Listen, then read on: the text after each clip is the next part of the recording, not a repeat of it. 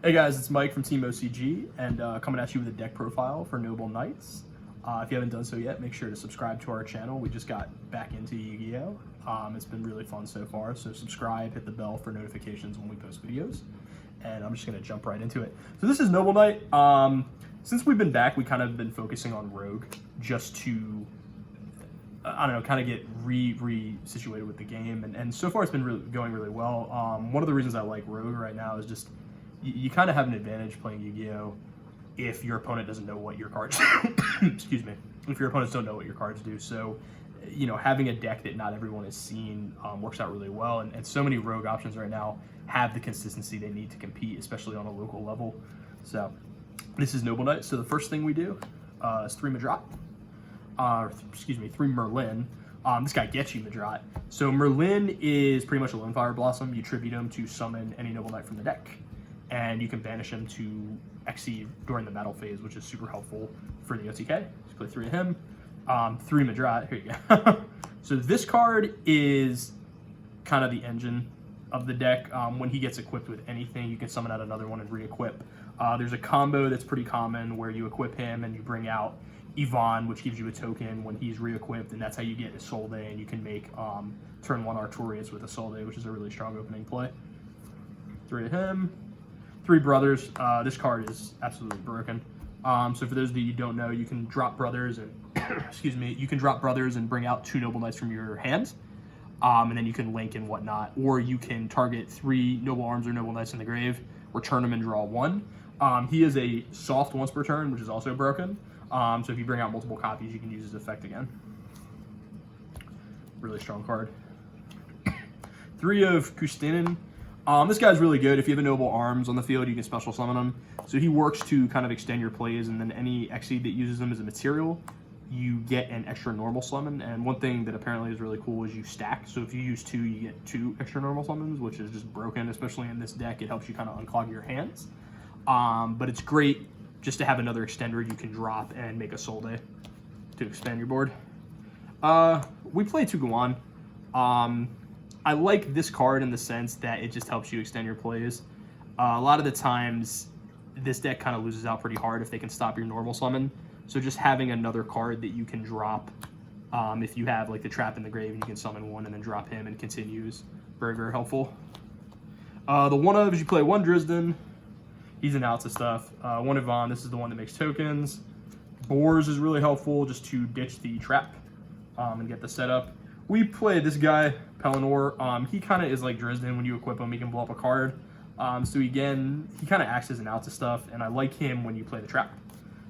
Just because he's a one of, so you're never going to have him in the grave. And you can kind of just bring him up to out already established boards. 1 of Ektar, which is the brick. And then for the support, you play 1 Queen. This card is awesome. And then we play 2 of the hand trap, Morgan.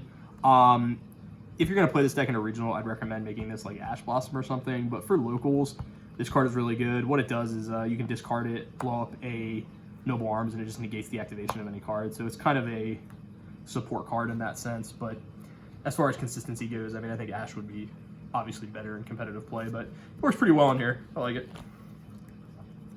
One of the spells, you play 3 Chalice. This is the best card in the deck. And this is one of those consistency cards that makes this deck, you know, essentially able to keep up with a lot of the more consistent meta decks of the format. So it's a Rhoda for any Noble Knight or any Noble Arms, and then if a Noble Knight dies while this is in your graveyard by battle and it's equipped with a Noble Arm, you can add this back. So it's a Rhoda that floats, essentially, which is broken. For the equips, you play 2 of Destiny, 2 Excalibur, 1 Caliburn, 1 Gallatin, 1 Arfidor, and 1 Clarent. We've tested it. These are the most consistent. You don't want to play too many, obviously, because it's going to break your hands, but this lineup works really well, and you can recycle them with Brothers.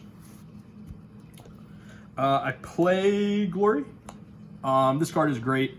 It just kind of lets you search. It's a quick play that lets you search any equip and equip it. It works in the battle phase to equip stuff, so it makes them bigger. It also helps you get your turn 1 plays off with Madrat. And then you obviously play Rhoda and Reborn just as staples. So So as far as traps go, we only play 4. We played 2 of Need It Once Again. This card is kind of like a duality. You excavate cards based on the number of equips you have on the field, and then you choose one and add it to your hand. So it lets you search your hand traps, which is really strong. And then if it's in the grave, you can banish it to bring out a Noble Knight. You can send these both off of boars with Queen, and it just kind of sets up your graveyard. It protects you. And then we played 2 Strike. The reason I like this card, it just, in theory, obviously it's a going first deck. You want to set up and you know, this just helps protect your setup even more. You can side it out in games 2 and 3 depending on what you're playing. You want to do extra or side next? Yeah. Extra. All right, we'll do extra. So you play 3 Artorias. This is the one that pops spells and traps. It can also re-equip from the grave. You play 3 of this guy. This is the monster pop. It also floats. When it dies, you can special summon 1. 2 of Kustenin. This card's really good. It detaches any number of materials to bounce cards. So it outs a lot of stuff right now. And then you can, if it dies, you can make one of the bigger ones. So he answers a lot of stuff. As far as generics, Exciton Knight, at one point this card, people stopped realizing this card's existence, which makes it really helpful, especially at local level tournaments where you're going to run into decks that play a lot of back row and whatnot. If you summon one of the normal ones and then summon Goan, there's no restriction to only summon Noble Knights, so you can still make this guy and just kind of out their board. This Dweller, obviously, for the Shadowhall matchup. We played 2 Isolde. You could probably max out on this. We've never gone into more than 2, but you could also recycle with brothers. Play 1 Boral Sword for the OTK, 1 Phoenixed out stuff, and then 1 Controller. I'll do the side deck really quickly. Lancia, 3 of this card, or this deck in general. Oh no, 2 Lancia, sorry. 2 Lancia. This deck struggles with Infernoid matchup, which you do see around here. Also getting Spiral. 2 of the Water Kaiju. This is just going second. This deck, again, you really need that normal summon to stick, so that's going to help you out, being able to clear their board. I play 2 Cyclone. Random spell trap removal is never bad. And then the traps are really what make this deck. So if you end up going first and you know you're going to go first, Rivalry really locks them out of stuff. And then to support that, you play Triple Judgment. And again, the idea here is if you lose game 1 and you know you're going to go first, game 2nd, setting these up, because you can go into your combo with Isolde and Artorias just with Madra'in and Equip, which, half the deck searches anyway. So these cards just add on to your setup and, basically allow you to protect it. So your opponent can't break it, and you can pretty much win from there. And then the last card, 3-dimensional barrier. This card's really good right now against heroes for fusion, against shit all for fusion. It really just kind of shuts them down. So anyway, that was it. Make sure you are subscribing for more Yu-Gi-Oh content. Hope you guys enjoyed.